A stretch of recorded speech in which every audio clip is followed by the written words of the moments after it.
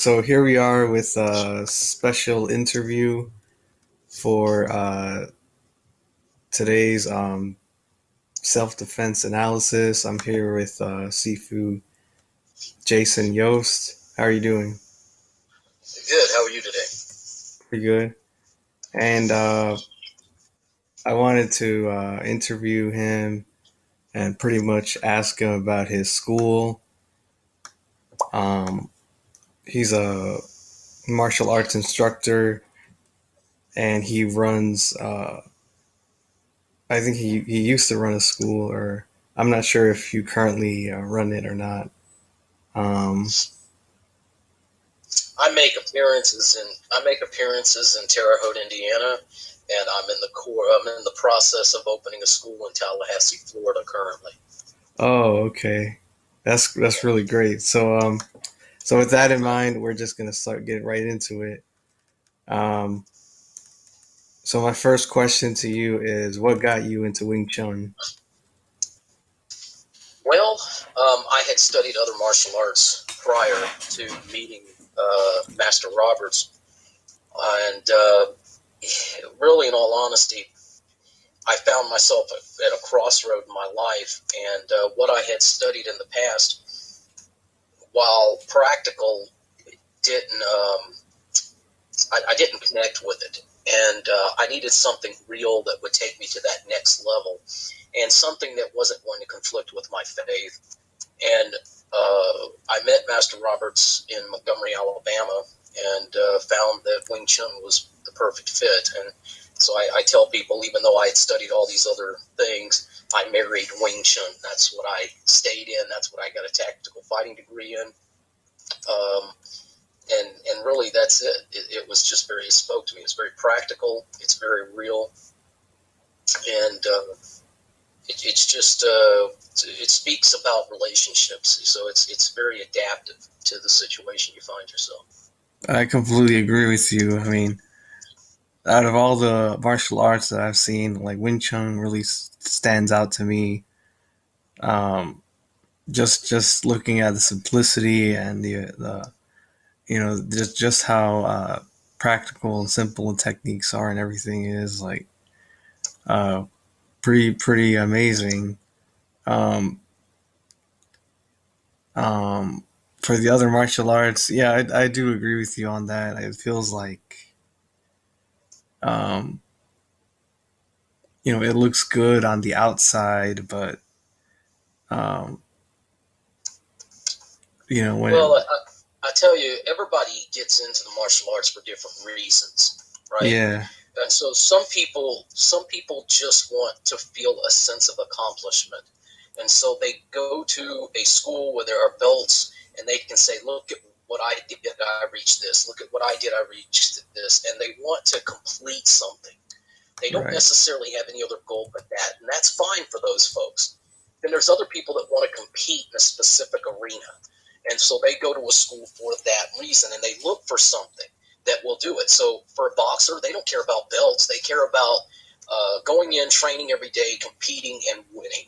And so the same thing can be said for the guys that are in the UFC, Bellator, and like sporting competitions, and that's fine for them.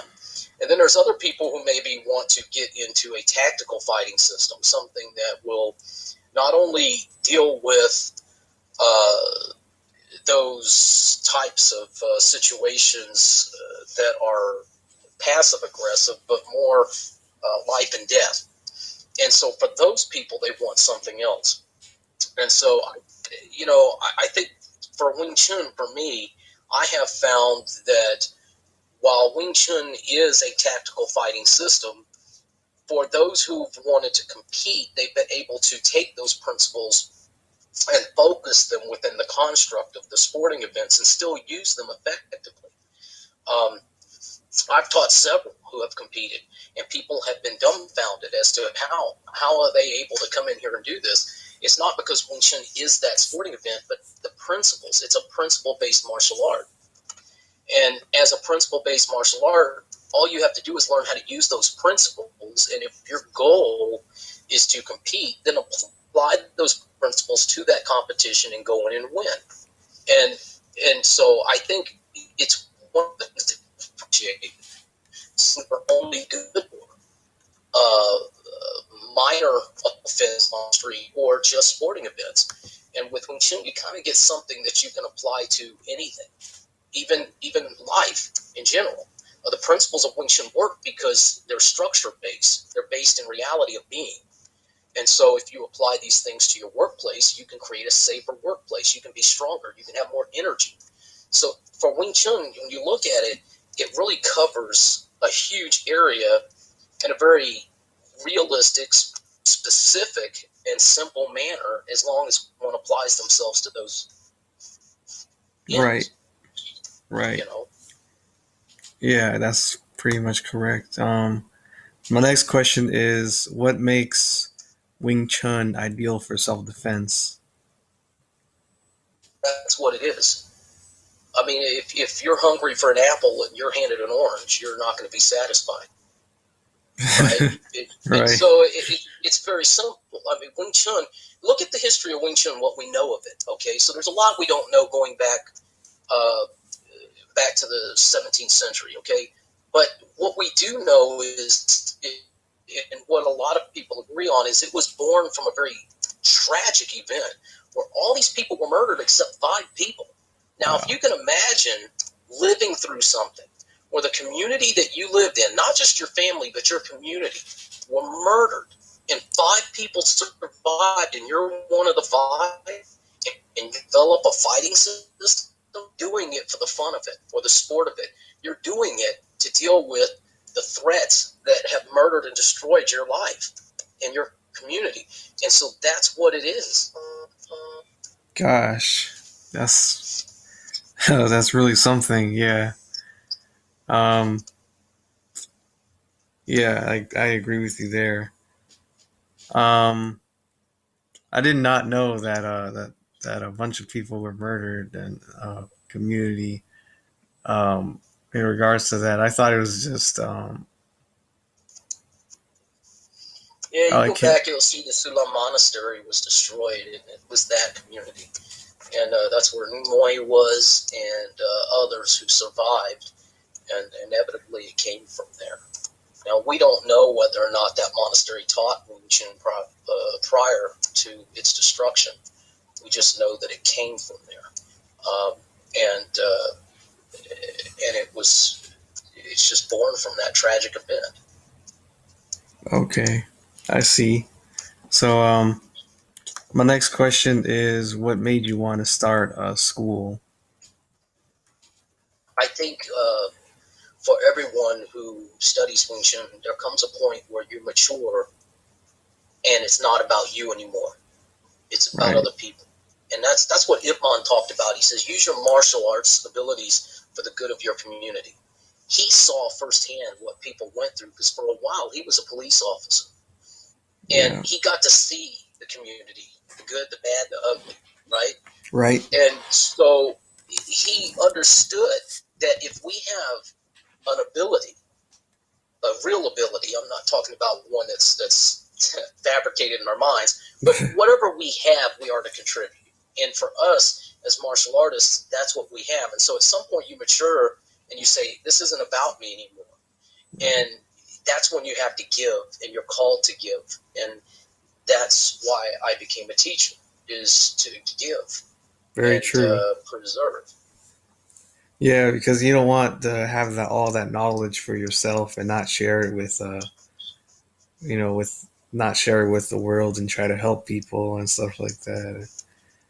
I mean, Well, yeah, and imagine having the ability to defend yourself, and you're standing in a mall full of people, and someone comes in and they're just stabbing people, yeah, and you can maybe get to that person and stop them, right? right. But let's say that person's not alone, and there's 10 of them coming in doing it. How many people are going to die because you didn't take the time to empower those people around you in your community? Probably a If lot. you could have, that event, equipped those people in that moment to defend themselves, potentially none of them would have had to die. Right, And so it's a responsibility you have to empower others who want to be empowered. right. And that's that's what you mature to at some point, I think. Very true. Um, so my next question is, what's your school's vision? It's always been to see people empowered to life. And when I say that, I don't just mean self defense. I lived through a bad situation. I have told my students, um, for example, one day we were in a classroom and we had all these windows up front where you could see outside. And I said, my reward isn't a bunch of gold medals, even though we have them, and a bunch of trophies, even though we have them. That's not what we're looking for here. I said, my reward is one day we're standing in here talking and we look out and we see Adam walking up to the door and he gets jumped and we're going, oh, Adam needs help. But before we can get to the door, Adam has survived and dealt with the situation. That's my reward. You see, so we want to see people empowered, not just in self-defense, but everyday life. If you can learn to live your life in a way that preserves yourself, that is a form of self-defense. So I'll give you an example. I had a student that was with me for just a month and a half before he said something to me that he used Wing Chun for that in 20 years I never did.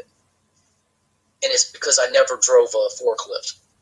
But he was on a forklift and it had a pad in the back that you can lay your back on. And he would have to back up, go forward, do all the stuff that you would expect someone to do. And he said, at the end of the day, my shoulders and neck are sore. I'm tired. My back hurts. And one day I thought, why not get into Yichi Kim Young Ma and try to stand on this instead of using the back pad? And he did. And then he did it again the next day. And he says, after a week of this, he said the stiffness and the soreness went away and I had more energy. Wow. And he was so motivated by it. He began to look at other things in his life and say, you know what, now that I got this energy, what am I going to do with it? You know what, I think I'm going back to college. See, that's empowerment. That's self-defense for the empowerment of the individual. That's our goal. So it's not just combat. There's more to it than that. I agree. I mean, combat skills are good, but it's like you just can't always um, live off of that. You need like empowerment. You need to cultivate your life as well, because that can be also be a form of self defense. Yeah, having you And, know, and look at it like this. If you're going to study a self-defense, right, you're right. how many people go through life and maybe they have one fight their entire life, but they live 60 years? Okay? So you spend all this money to learn, but that's all you get out of it? If you're learning to apply these principles to your everyday self-defense, then you're getting more bang for your buck. Very true. Yeah, very true. Because if you can't apply it to everyday life, then it's really not worth the time or the money. It's just it's just gathering all that knowledge that you have is just gathering dust and whatnot. Well, it's absolutely. I had a young man come to me who had a black belt in Taekwondo. He had studied Muay Thai when he was younger. He had done all this stuff, right? Right. And he comes in, and one of my principles is that you don't have to abandon what you've already learned. You just have to make it efficient and effective. And Wing Chun doesn't shy away from that. Wing Chun embraces it. And so as I'm asking him, show me some of your Taekwondo, he says, I don't do that anymore. And I said, why not? He says, well, I spent 5, 6 years, whatever it was, get my black belt, and I really didn't respect it. I just did it for the kicks. Wow. And so he forgot most of his forms. And he had Gosh. forgotten everything except what I call touch kick, where you just reach your leg out there and touch someone with it. You don't really kick them like you intend to hurt them. And so it really, you think about it, this is 5 or 6 years of this man's life that he invested in something that now is, like you said, it's collecting dust, but even more so, it's dying. I had one of my teachers tell me one time, there's no such thing as standing still. You don't achieve something and have it forever. You must Right. always work for it, always. You're either growing or you're declining to nothing. Right. Very And true. I didn't understand that at first. I was a very young man when I heard that. But as I've gotten older, I've grown to understand it and respect it. That's very true. I mean, I think even Bruce Lee said something of that sort. He said, yeah, he talked about constantly evolving and constantly growing and trying to be the best you can be and not. He said, running water never grows stale. So Yep. it's very true.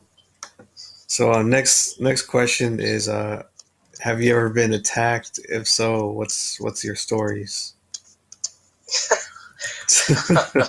Yeah, I got a bunch of them, but I'm not going to share all of them. I Okay. have been, part of the reason I wanted something practical and it was tactical fighting was because of some of the things I went through when I was younger, and it spoke to me, and for practicality purposes. And one of the things I found was Wing Chun was very practical, and that's why I stayed with it. Had it just been for other things, like I know Robert Parham, who was a kickboxing champion for years, and I got to do some stuff with him for a while. And he had asked me several times, "When are you going to compete? When are we going to get you in there?" It was never my focus, Yeah. um, and because I looked at it and I says, "Well, how am I going to deal with XYZ situation?" And Yeah. sure enough, I hadn't been in Wing Chun long when I had pulled over at a convenience store on the side of the building to go in to get a drink. And back then, I had a little briefcase that sat between the two front seats, and we didn't have all this electronic stuff to collect bills, so people were writing checks, paying cash, and I had to lock it up in this briefcase and put it in the truck. So I go in, and this guy breaks into the truck, and as I'm coming around, I see his rear end hanging out the driver's side doors. He's trying to break into this briefcase, and he can't. And I asked him, "Can I help you?" And he climbs out, and he says, "I want the money." And I says, "Only money I got's the few bucks in my wallet. You're welcome to it." And I tossed it at him because I'm not stupid. I'm not going to be close to him, and Yeah. So I tossed it at him, and he didn't pick it up. Instead, he lunged at me, Oh, and I put him down very quickly, and he got up and came at me again. Which at that point, I realized this guy's not in his right frame of mind. Obviously, he's gosh. not going to just stop. And so this time, I put him down more permanently. And then so yeah, I've been through a few situations, but Yeah, it's that's crazy. yeah. But But the key to using anything you learn, and I tell my guys this is it's about you, it's about your character. If you go around acting like a fool, when the police show up, they're not going to believe you, even if you're telling the truth. right. You can't go out acting like a fool and then people respect you and say, "Hey, no, no, no, you can trust me. You can trust my word. Your word isn't something that's established the second you need to give it." Right. You know what I'm saying? It's a life that you live, and then when you need to give it, people are more inclined to receive it and accept it, um, and and that's key to using it. Yeah, and I liked how you gave up your valuables at first before you got physical with the guy because a lot of people they get the wrong idea of what self defense is. They think it's all about starting provoking someone to violence, and that's not really what it's about. That's just like if you go around acting a fool looking for trouble, then at that Mm-hmm. point it's no longer self defense. It's just you trying to start Yep. conflict and then like if you just beat the crap out of the guy after he was down, then that would be like overboard, um straight up retaliation, out of control behavior. Well, I tell you, after he got up the second time and came at me, I did put him down. I'm not gonna. I didn't play patty cake with him. That's Yeah. what I call it. When people want to sit there and trade punches. trading punches is fine when the rules in the sport require you to do it. But in reality, there are no weight classes. There are no sex classes. There are none of these things in a street fight, and there are generally weapons, and you can't just trade licks and hope you can get down and then put them down. You got to do what you got to do, and when somebody's coming at you with the kind of aggression he was, you have to acknowledge that, and you have to end it. You have to be relentless in that threat. Um, Otherwise, you open the door for them. You're giving them an opportunity. And that's why I tell my students all the time, any opportunity you do not seize is an opportunity you're giving to your opponent. Very true. You can't afford to do that on the street. The margin for error on the street is much smaller than it is in a rink, because there are rules and there are officials and there are established procedures to protect the fighters. That doesn't exist on the street. So the margin for error, the whole idea of being saved, for example, that doesn't happen on the street. Very true. So I just Very true. And that brings me to my next question. What do you think are the problems with today's self-defense?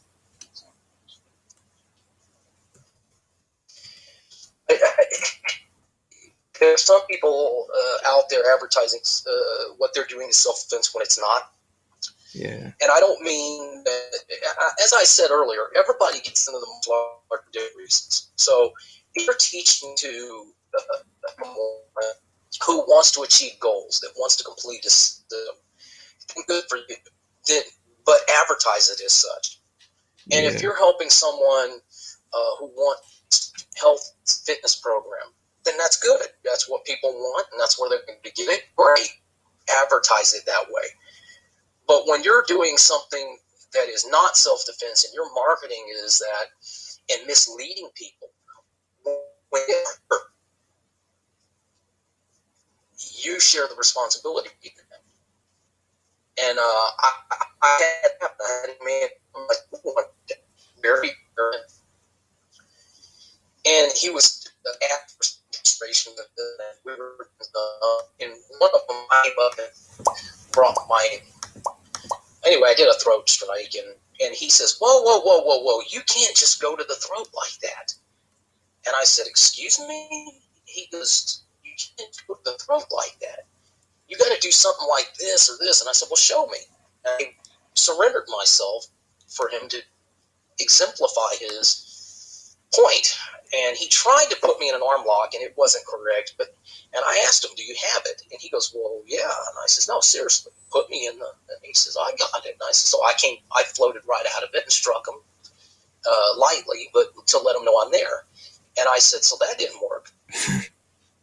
Gosh. And the point is, if I struck him and knocked him, I could do some very serious damage, because now I'm being reactionary. I'm being proactive. Right. And so, this young man with instructions from people were telling him that. So if he goes out with his arrogance and does something, and somebody on the street attacks him, somebody who doesn't care about him, I cared just to touch and say, "There I am." But someone on the street would hurt him. And if he lived through it, he's going to go back to those guys and find out why. And he's going to go back to them and ask, why didn't it work? Why didn't this? And what are they going to say? They were partially responsible for this bad advice. Exactly. And yeah. That's a big problem. We have that problem in the martial arts industry. Yeah, because look at the Jiu-Jitsu Foundation. In January, the president, just to paraphrase, that he's basically worried that due to the popularity of Jiu-Jitsu in these sporting events, that people are getting out. They don't have a black belt. They just learned Jiu-Jitsu just enough to compete in these sporting events, and now they're going out and starting schools and teaching it, and all these people are being brought up in these systems that don't embrace the complete Jiu-Jitsu experience. Right. And he's, wait a minute, no more of that. You have to have a black belt to teach. And that means you can't just half tail it and say, "Oh, you remember me when I competed and how great I was? Oh, yeah, yeah, yeah. Well, good. You can learn from me in my jiu-jitsu." And they're saying no more of it because it's impacting their system. There won't be a pure, complete jiu-jitsu if it keeps going the way it's going, and they acknowledge that. And I think it's good for them. Yeah, But it's a problem. You see it in every system out there. right. You, And go on. no, you see it in Wing Chun too. I'm not trying to pick on jiu-jitsu, but you see it in Wing Chun too. There's plenty of videos people can pull up and say, "Look at this master fighting this MMA guy," which I hate that term, but whatever. And that's not a Wing Chun master. That guy's not using Wing Chun. Right. You can anybody that knows anything about Wing Chun can watch the video and say, "Okay, that's not Wing Chun," but whatever. And but that's what that guy's doing, and he's whatever. Right. I completely agree with you. Like they the problem with a lot of self-defense instructors is they try to like promote something. They try to promote make self-defense into something it's not. Like like they'll try to add fitness into it, and I mean fitness is a part of it, but they try to make it more into like a combat sport kind of fitness and whatnot, and not Or just I tell you, fitness. another problem is it's too intellectual for some people. They learn theories and they teach theories. They've Yeah, never been in a fight. I'm not saying they've never been in a real fight, or they've never had to use what they've learned. And I can't tell you how many people that have these high degrees that teach have asked me, "And have you had to use it?" "Yeah, I've had to use it." "Oh, me, never." "Wow, what did you do?" "Well, how did you?" And they want to hear about it because they've never had to. And the problem is now you're only teaching theory. So you can teach yeah, the principles up to a point, but how do you correct the behavior that that isn't going to work in the environment that they may have to use it? So, a case in point, um, I was with some friends one time where somebody was lipping off, and my friend couldn't keep his mouth shut. So, consequently, I find myself standing, me and my buddy standing behind him, watching him walk up to this guy ready to fight. And we're going, "Oh, great, here we go. Now you've just ruined our evening." but and so he gets up there, and him and this guy have words. He gets into a fight, and what happens out of nowhere, because this is a parking lot, there's a lot of cars, guy runs over to them fast with a crowbar in his hand. What are you going to do? Now, if his idea of fighting is to focus on this guy, lock him, bring him to the ground, or otherwise trade punches with him, then what does he do? How does he handle the trade punches until I wear that guy down, like they do in kickboxing, for example, or the ground grappling UFC idea, when all of a sudden, "Oh, I'm not alone anymore with this guy. And my friends, they're not carrying any weapons, but this guy came out of nowhere with a crowbar in his hand. And he yeah. was fast." So Wow. if you've never been in those situations, all you can do is teach theory. Right. You can't express experience. And it used to be, in all of the martial arts out there, it used to be that experience was part of achieving that level that allowed you to teach. We've lost that in the commercialism of martial arts. Teachers now don't have that experience. Right. It's But re- every single system out there, it used to be a requirement that it was an evaluation of experience. People had experience. right. Right. It's they try to. It's pretty much all hyped up. Like they try to make it look like they have. They know what they're talking about. They know. Um, they wear the military pants and whatnot, and try to present themselves as, "Oh, I've been in the streets like like all my life, and I did this and I did that," when they really didn't do anything. And and yeah, I Now, I'll give you another one. Another problem we have is arrogance. We believe To some degree, I understand you want to be proud of the system you do, right? But if you never learn how to deal with other people's intentions, then how are you going to deal with them? So me, myself, over the course of my training in my lifetime, I have dabbled in kickboxing, jiu-jitsu. I've done, good Lord, Okinawan karate, Kempo, some Taoist arts. I've done a lot of different things. And I face these things, even wrestling, so that I can allow them to do to me what they want. And it allows me to listen to them, to understand them. And then I go back and say, well, what are my principals telling me in Wing Chun to do with this? And I train. And I go back and I challenge myself to say, am I hearing them correctly? And can I communicate back effectively? And if the answer to that is yes, then my training's good. And if the answer to that is no, it's not. But what happens is now there are schools set up with contracts that tell their students that you're not allowed to cross-train. You're not allowed to do anything else or compete in anything else besides what we allow you to compete in. Wow. And so how are we equipping these students to deal with anything other than the theories that are being passed down by this school? You're not. Right. And so it's a problem. It's a problem. And to be honest, I can tell you I got a friend of mine, and I use him a lot as an example, but we share a lot of stories, but he's a good example. He didn't have martial arts training. He grew up on the street. He fought at least once a week, and he was around some crazy stuff.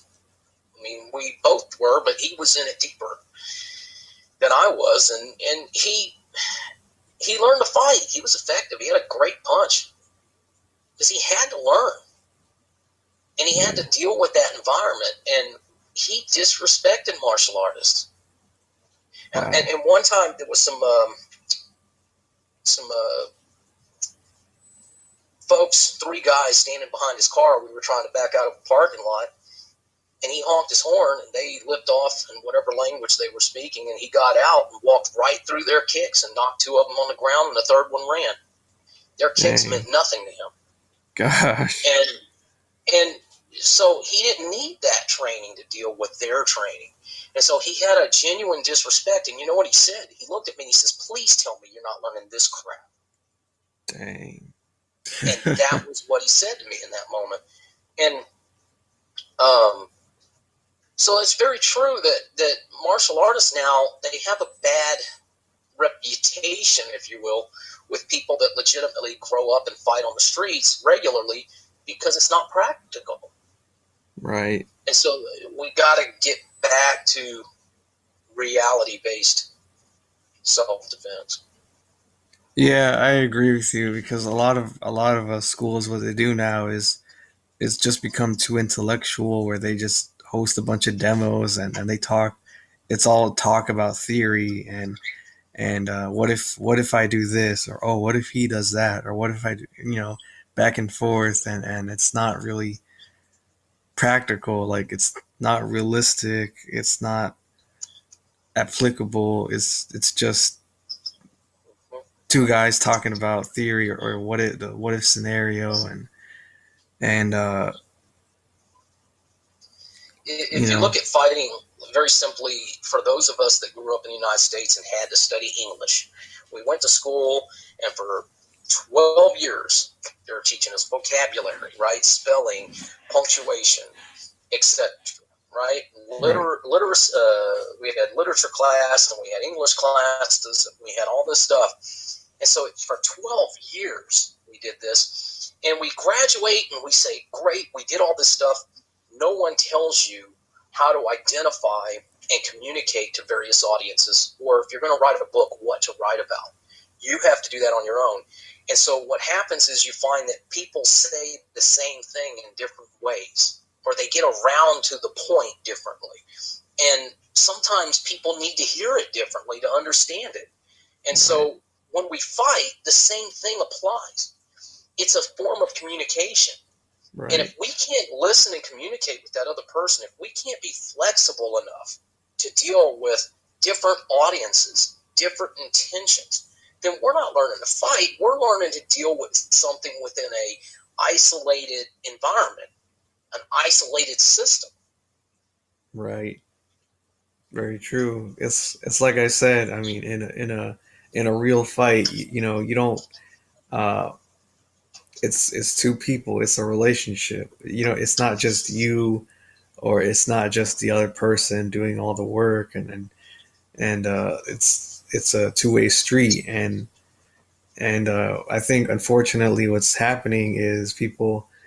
A lot of self-defense instructors are making it seem like they're giving people false confidence. They're making it seem like only you are going to be beating the other guy up. You know, they boost your ego and make it seem like only you are going to be um, defending, getting all the hits and everything with these techniques that I show you and whatnot. And it's not realistic because the guy is going to be he's going to be resisting. He's going to be fighting back. So Mm-hmm. it's really a shame that's pretty much what they're teaching. But Yeah. and like I and yeah, you're totally right. We need to go back to reality based self defense, reality based But fighting. you realize what that requires. What we're saying here is that we're establishing a requirement on those who are instructing others, right? Yeah, That exists beyond the completion of a system or an intellectual understanding of theory. They have to have, and with understanding, there has to be an experience, right? There has to be understanding experience to deal with the kinds of things that a person will face. right. And that, and so, some people say, what do I look for in a school? Well, if that's what you're looking for, then you need to find out and Yeah, know that you have a way out. So if you want to try the school, if the instructor sounds good, um, don't sign a 5-year contract. Don't sign a 1-year contract. Get into it for a little while and have a way out. If this yeah, guy's full of it, he may sound good because he can articulate things well, doesn't mean he can do it. So if he can't, then have a way out. Go find what you need. And then when you're ready and you're assured that that's the place, then you can, if you want to get into those contracts, fine, because you can justify it. Now, right. me, when I got into it, I was paying a year in advance. I just paid a year in advance because I knew. I got in, I knew it was for real. Once I was convinced, that's what I did. And I knew that this is something I was going to dedicate myself to. But that's these people that go into something and then you just got to be careful. Yeah, So, because they might just be out for your wallet and steal your money and whatnot and give you little value or no value whatsoever. and I say that don't go into it though. If you're going to try something, don't go into it half-heartedly. In other words, submit yourself to the instructor so you can learn from them. And that's the only way you're reasonably going to be able to come to an understanding of whether or not that is where you need to be. If you're going into it with arrogance or a predisposition about the instructor or school or the system, then any failure to learn is on you, not the instructor. So when you go to try it, genuinely try it, invest yourself in it, and then make a decision. Right. So so my next question is, what are the solutions to the problems that we just listed? Consumers, people who are looking to learn, have to demand it. And if they demand it enough that they're leaving these other systems and searching for it, then people will start to provide it. They will find it. And then the franchise systems that are out there, or the guys that jump into a system because it sounds good. Like I mentioned earlier, jiu-jitsu, a lot of guys are jumping into it that do not have a black belt, never completed the system, and they're out there teaching it because they are popular in a sports world and people want to learn from the guy who just knocked that guy's head off. Woo-hoo! You know? Well, yeah, but here's the thing. If that's what you're consuming, then you're allowing these predators to get away with consuming the victims that are subjecting themselves to them. It's kind of like this. I know a lady that lived in Alaska, and she was talking about her experiences in Alaska, and she says, "Yeah, they tell you don't feed the bears, don't feed the moose, don't. If you see an animal that's not scared of humans, contact so and so." And a lot of people are like, "Why? What's the big deal?" Whatever. Well, it's because you don't live there. You don't have those experiences. But she did, and she saw the harm these animals were doing to people who didn't know or didn't pay attention or heed those warnings. And so when you submit yourself and you say, "I'm not going to listen to you. I'm not going to listen to your warnings. I'm going to go feed the bear." And then that bear decides, "Hey, you got that food. Where else do you got food?" And it jumps you for it. And it hurts you. That's on you. You didn't Yeah. listen to the warning. Yeah. Yeah, unfortunately, people do that. I You mean, know, when your life's at stake, you gotta be humble. You can't be proud and try to ignore people's advice and whatnot. And you yeah, know, like you gotta make sure that what you're doing is correct, and because one mistake can be pretty fatal in an actual um, life or death situation. Like you get attacked. I mean, there's really no telling if you're gonna make it out or not. I mean, you know, like well, I tell you, Master Roberts, one day I went to class, and the pager, back then we had pagers, went off for work, and he said, "Jason, you need to quit that job. It's going to kill you." Now, some people would say, "What's it of his business? He's a martial arts instructor. He's not your father." Well, I listened to him, and I paid attention to my circumstance, and eventually I began to realize that the demands of the job were too great for one person to absorb. And the older I got, the more damage I was going to do to myself. And so he was absolutely correct, and he encouraged me to go to college, which I did. And eventually I walked out of there with 3 degrees, um, more than tripled my income easily. And the quality of life changed for me. And but you see, we have to listen to the warnings. If someone sees something and they genuinely care about you and you reject them, then the reason you don't have that love in your life is because you didn't allow it to exist. And we can say the right, same thing about our ability to fight, which, by the way, my definition of ability is being able to do what you intend to do the moment you intend to do it, period. right, When the moment's gone and you weren't able to do what you didn't practice 600 times in a row perfectly, you did not have the ability to do it. right, So we have to humble ourselves and invest ourselves in real training in our lives to create a condition and a presence of self that allows us to be able to relate to people. And you know, the best self-defense that anybody can possess is the ability to get along with others and create positive relationships with people. very true.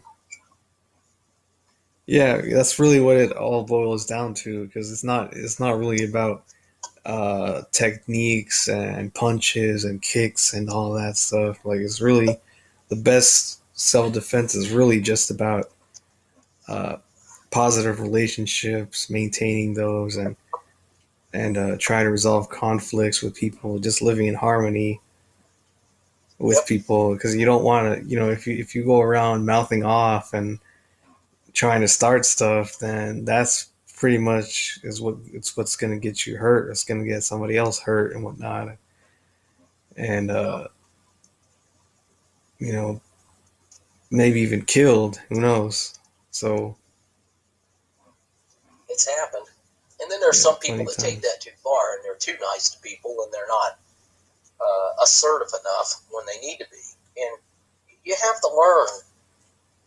You have to learn, and the more you can lean on the experiences of others, real experiences, then the greater your opportunity is to grow yourself, and the more one day you'll have to provide others.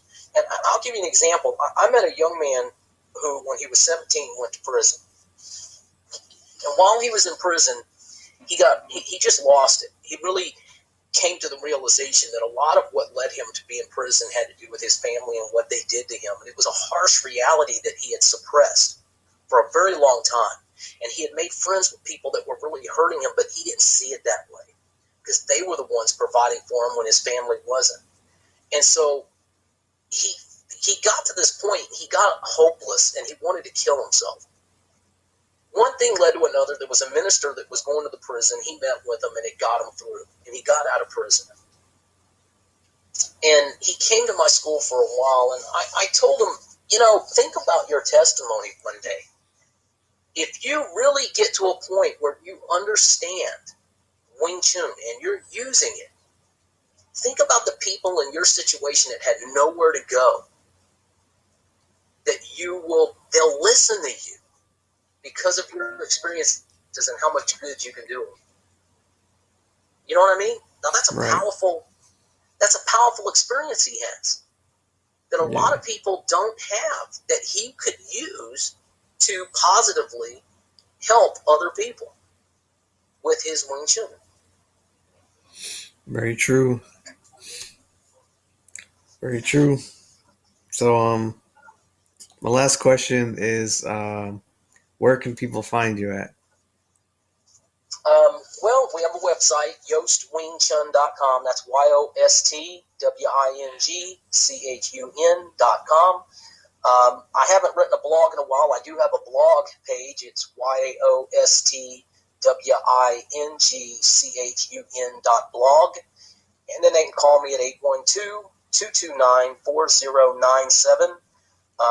Eventually, I'll be updating things to show the Tallahassee area once I'm there. But right now, I'm teaching privately as I get situated here in Tallahassee, and then we'll make it more official later. All right, so that pretty much wraps up our interview. It was really a pleasure talking to you and discussing self defense, martial arts, and a whole bunch of other topics. Uh, Um, enjoy talking to you too. Thank you. okay, so I hope you guys really enjoyed this interview. I hope you learned a lot from it.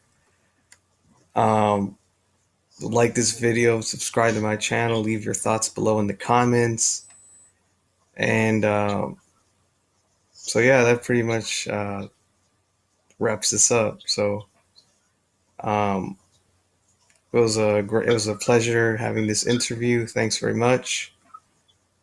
Um, hope you have a great day. You too. Okay.